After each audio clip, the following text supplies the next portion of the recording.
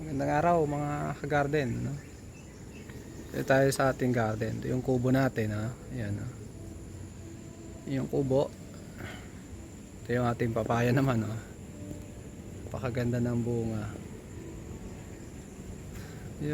Bali itong tatlo. Ito yung ating takpan natin to. Para malapit na yata itong mahinog eh. Tsura pa lang, oh. Didilaw-dilaw na siya eh. Umalis kasi ako sa school. 3 piraso lang yung bunga. Itong tatlo na to naman. At pagbalik ko, siguro after 1 week lang, no? After 1 week tayo nawala sa school. Siyempre, alam niyo naman, December break, Christmas break. Umuwi muna tayo sa probinsya, siyempre. Umuwi muna tayo, namasyal. At siyempre para makita si na tatay, si lola, si na tita sa Tarlac, si na mama at papa sa Bella. Tapos mamasyal pa tayo, ayun.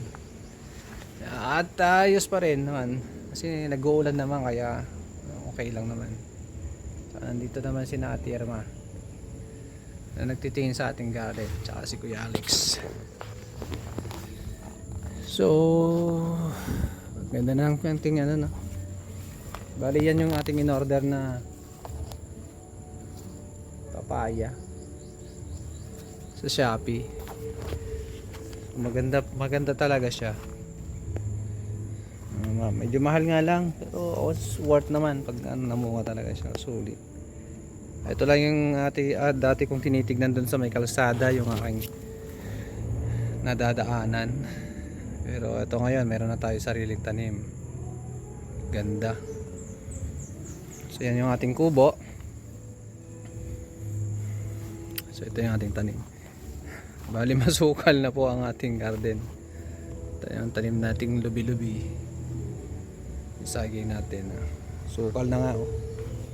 Kailangan na talaga nating maglinis para magtanim ulit.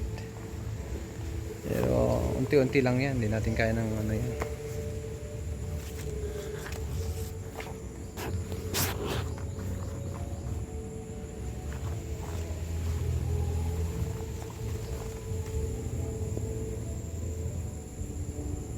So paano?